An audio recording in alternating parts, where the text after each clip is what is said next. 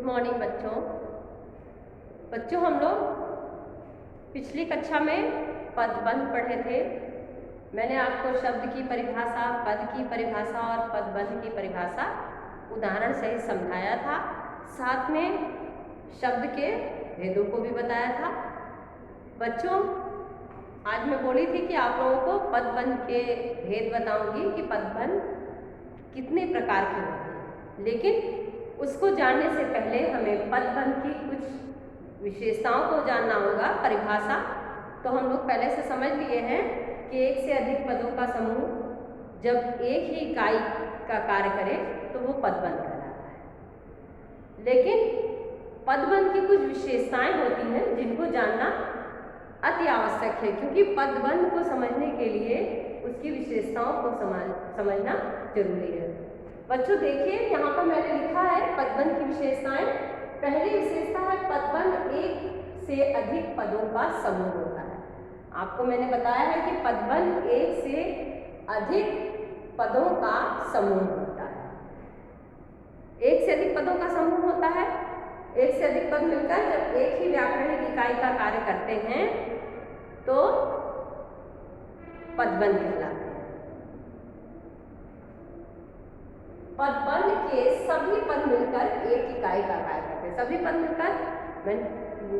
पद मिलकर मीन्स सर्वनाम पदबंध का एक साथ एक से अधिक पद मिलकर सर्वनाम पदबंध का कार्य करते हैं, या एक से अधिक पद मिलकर क्रिया पदबंध का कार्य करते हैं, या एक से अधिक पद मिलकर क्रिया विशेषण पद का कार्य करते हैं, तो उसे हम पदबंध कहते हैं। यानी एक से अधिक पद मिलकर एक इकाई के रूप में कार्य करते हैं। जैसे देखिए, एक छोटा सा उदाहरण मैं देखिए आपको समझा रही हूँ, समझने के लिए देखेंगे कि एक उदाहरण है। देखिए, अयोध्या के राजा दशरथ के 4 पुत्र थे। एक उदाहरण है, ठीक है। यहाँ देखिए समझने के लिए, यह अयोध्या के राजा दशरथ के 4 पुत्र थे। मैंने लिखा तो किसके 4 पुत्र थे? अयोध्या के राजा दशरथ। यहाँ अयोध्या के राजा दशरथ 4 पुत्र किसके बता रहा है? अयोध्या के राजा। हो सकता हो अयोध्या के राजा दशरथ के ही 4 पुत्र थे। दशरथ कोई और नहीं, वो कौन होगा? अयोध्या के राजा। तो यहाँ पर दशरथ क्या है? संज्ञा हुआ। दशरथ क्या है? नाम है किसी का, तो यहाँ संज्ञा हो गया, और राजा भी संज्ञा है। तो अयोध्या के राजा, इसकी विशेषता बताइए।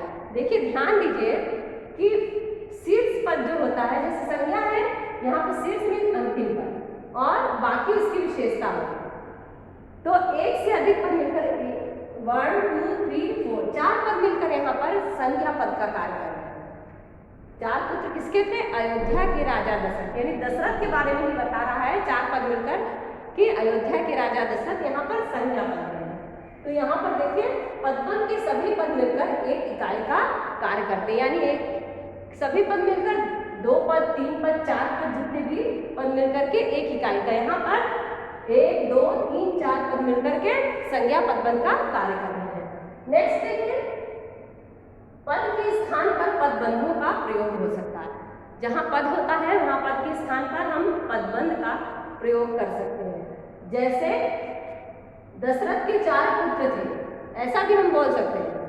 लेकिन अयोध्या के राजा दशरथ के 4 पुत्र थे, यहाँ पर संज्ञा पदबंध, संज्ञा यहाँ पर भी संज्ञा है, लेकिन यहाँ पद है, और यहाँ पर अयोध्या के राजा लिखिए तो यहाँ ये पदबंध हो गया। यानी संज्ञा के ही बारे में बता रहा है, दशरथ के ही बारे में बता रहा है। तो पद के स्थान पर पदबंधों का प्रयोग हो सकता है। बच्चों, ये विशेषताएं आपको कॉपी में लिखनी होगी, ठीक है। तो पद के स्थान पर पदबंधों का प्रयोग हो सकता है। यानी यहाँ पद है, उसके स्थान पर हम पदबंधों का प्रयोग भी कर सकते हैं। पदबंध के अर्थ पद की तुलना में अधिक स्पष्ट होते हैं। ध्यान दीजिएगा, पदबंध के अर्थ पद की तुलना में अधिक स्पष्ट होते हैं। क्यों? कैसे अधिक स्पष्ट होते हैं? देखिए, एक ही एग्जाम्पल से मैं सारा विशेषताओं को समझा रही हूँ। अयोध्या के राजा दशरथ के 4 पुत्र थे। यहाँ के 4 पुत्र थे, तो दशरथ के भी 4 पुत्र थे, मैं लिख सकती हूँ, लेकिन इससे क्लियर नहीं होगा दशरथ कौन। किसी के पड़ोस में दशरथ रहता है, किसी के अंकल हैं, किसी का घर में नौकर है, कुछ भी दशरथ किसी का भी नाम हो सकता है, ठीक है, पता नहीं। लेकिन यहाँ पर अगर लिख दिया गया अयोध्या के राजा, तो यहाँ पर ये स्पष्ट हो गया कि जो दशरथ है वो अयोध्या के राजा उन्हीं के 4 पुत्र की बात करते हैं। यानी पदबंध के अर्थ पद की तुलना में अधिक स्पष्ट होते हैं। पद की तुलना में अगर दशरथ के 4 पुत्र थे तो हो सकता हो राजा दशरथ के भी हो, लेकिन और कोई भी तो दशरथ हो सकता है।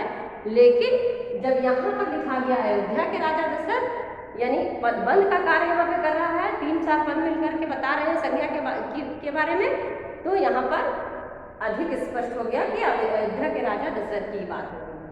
नेक्स्ट देखिए, पदबंध वाक्य नहीं वाक्यांश होते हैं। वाक्यांश इरेज हो गया, वाक्य नहीं वाक्यांश मीन्स क्या होता है? वाक्य का अंश। पदबंध वाक्य नहीं वाक्यांश होते हैं। यानी देखिए यहाँ पर अयोध्या के राजा दशरथ के 4 पुत्र थे, इसमें पूरे वाक्य को हम पदबंध नहीं बोल रहे, ये पूरा पदबंध नहीं है। क्या है पदबंध? बस यही है, इतना दशरथ, बाकी सारे पदबंध नहीं है।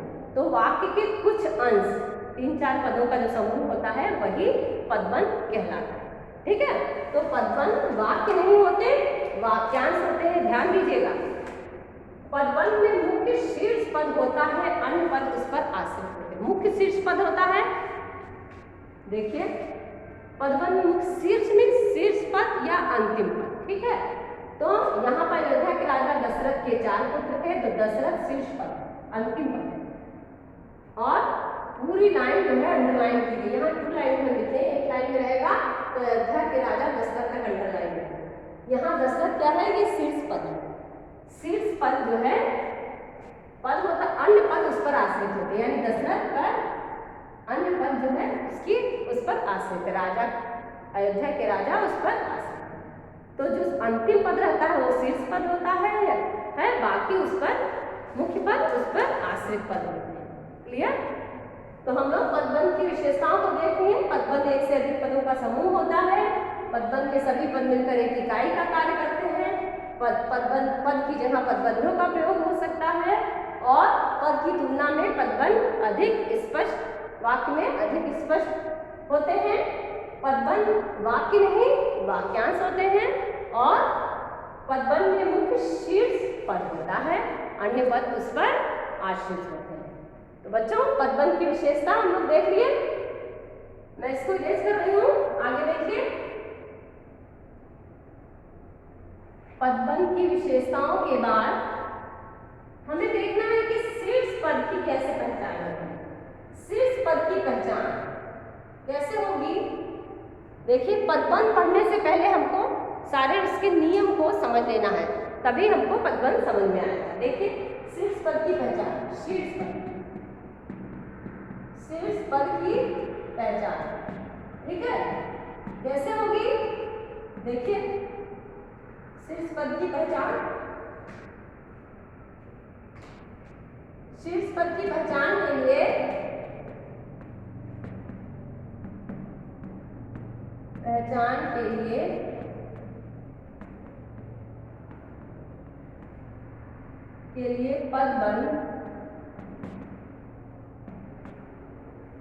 पदबंध की व्याकरणिक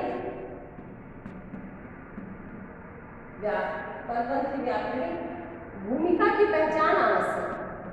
व्याकरणिक भूमिका की पहचान आवश्यक है, मतलब आपको ये पता होना चाहिए कि संज्ञा क्या है, क्रिया क्या है, विशेषण क्या है और सर्वनाम क्या है।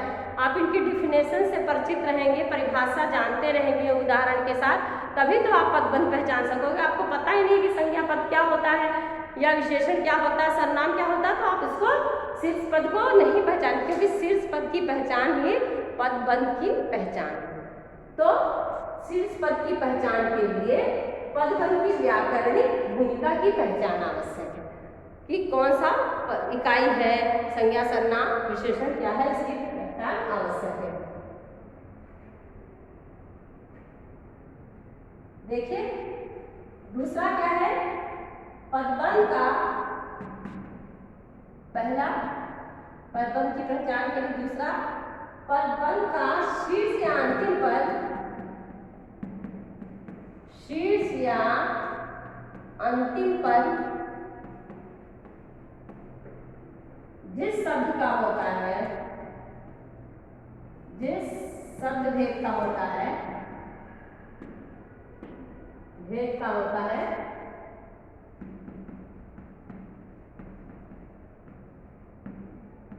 पदबंध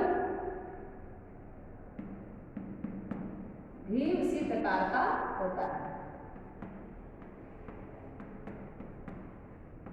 उसी प्रकार का होता है। मीन्स शब्द भेद उसी प्रकार का होता है, मतलब पदबंध यदि संज्ञा है, पदबंध यदि पदबंध का अंतिम पद, अंतिम या शीर्ष पद संज्ञा है तो संज्ञा पदबंध।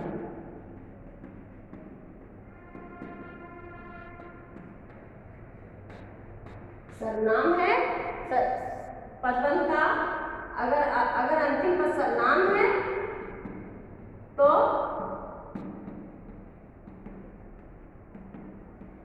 सर्वनाम पदबंध, सर्वनाम पदबंध। ठीक है, ध्यान दीजिएगा पदबंध को पहचानने के लिए। देखिए पदबंध का शीर्ष या अंतिम पद अगर संज्ञा है, देखिए अयोध्या के राजा दशरथ, दशरथ यहाँ संज्ञा है तो यहाँ पर शीर्ष पद यदि संज्ञा है तो संज्ञा पदबंध हुआ। इसी को देख के दशरथ से हम पहचाने दशरथ यहाँ संज्ञा है तो ये पूरा पदबंध संज्ञा पदबंध बताया, जो अंडरलाइन पद है। अगर यहीं पर सर्वनाम अंत में होता तो वह उसका उसकी तो वहाँ पर सर्वनाम पदबंध हो जाता। तो ध्यान दीजिएगा शीर्ष पद से ही हम पदबंध की पहचान करते हैं। क्लियर? नेक्स्ट देखिए, शीर्ष पद की पहचान देखिए बच्चों, सारा आपको अपनी कॉपी में लिखना होगा। देखिए अब हम लोग देखते हैं कि पदबंध के भेद, पदबंध के कितने भेद होते हैं, कितने प्रकार के पदबंध होते हैं। देखिए 5 प्रकार के पदबंध होते हैं। पदबंध यहाँ पर ये देखिए, ठीक, यहाँ पर संज्ञा, सर्वनाम, विशेषण,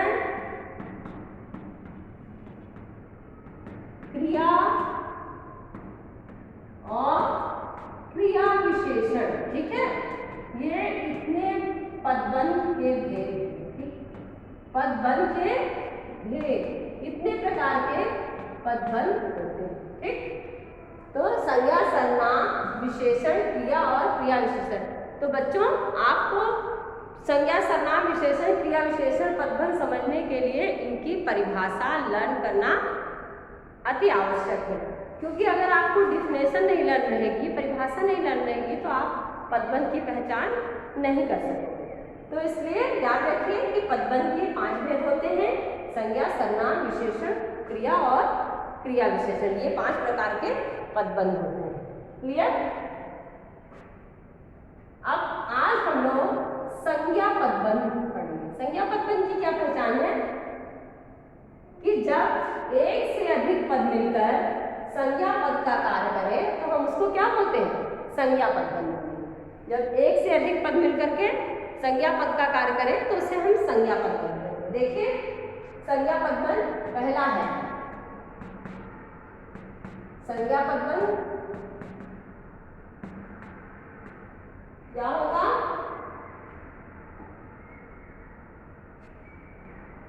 वाक्य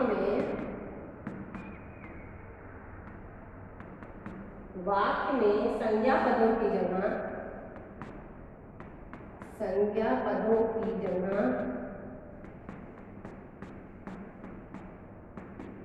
प्रयुक्त होने, मतलब प्रयोग होने वाला प्रयुक्त होने वाला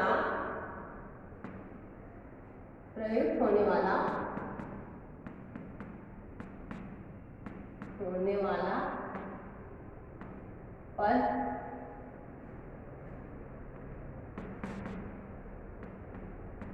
संज्ञा पद कहलाता है।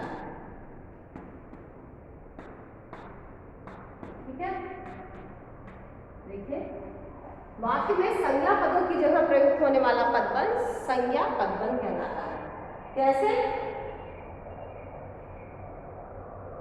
संज्ञा पदबल में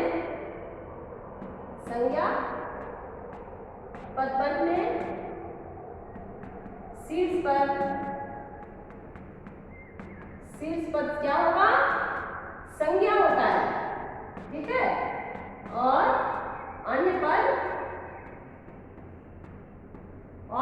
क्या होते हैं? उस पर और अन्य पद उस पर आश्रित होते हैं। ठीक है,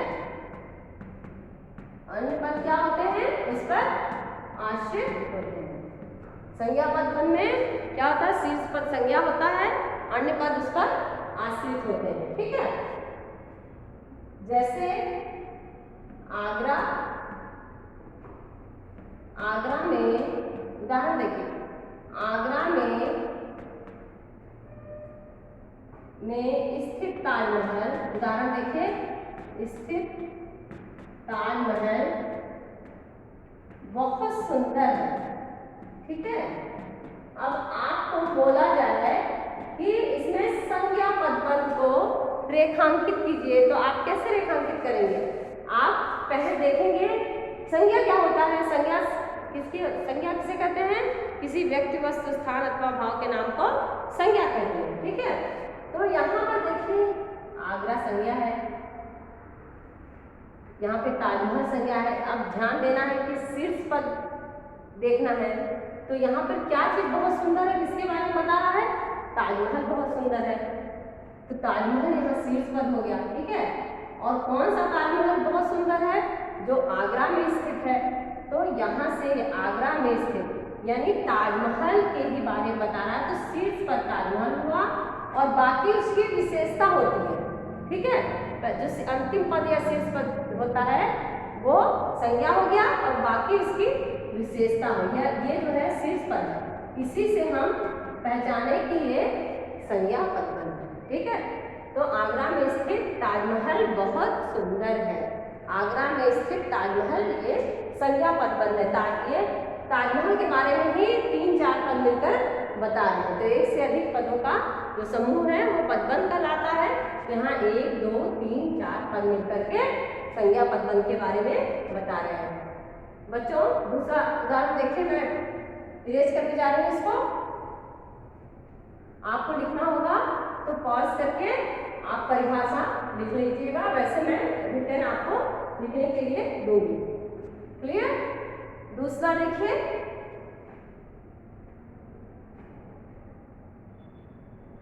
सामने के मकान में रहने वाला लड़का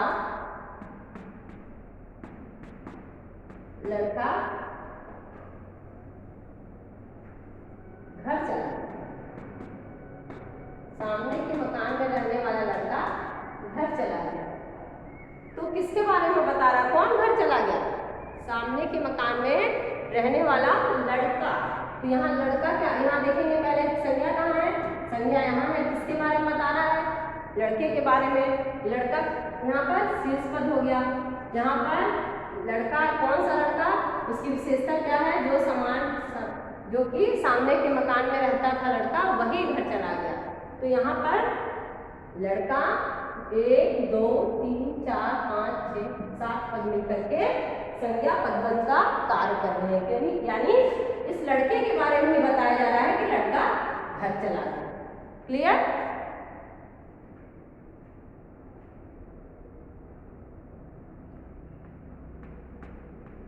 तुम्हारी पुस्तक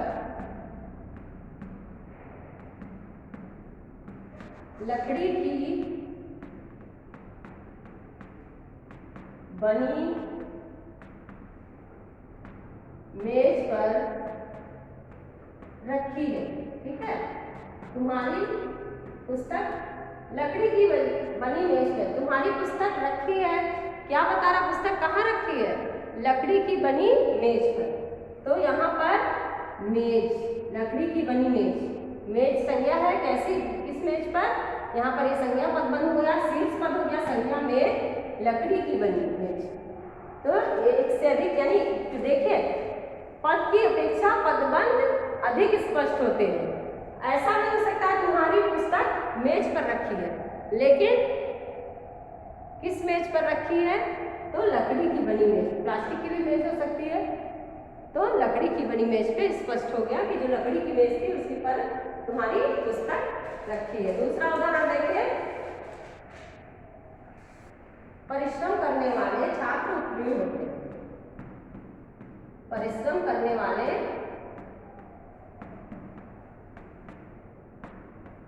छात्र, परिश्रम करने वाले छात्र उत्तीर्ण होते हैं।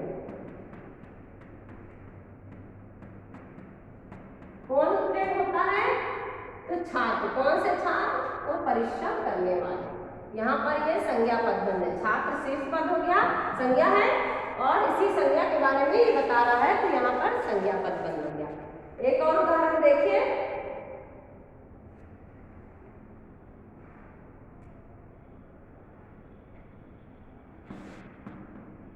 हवाई किले बनाने वाले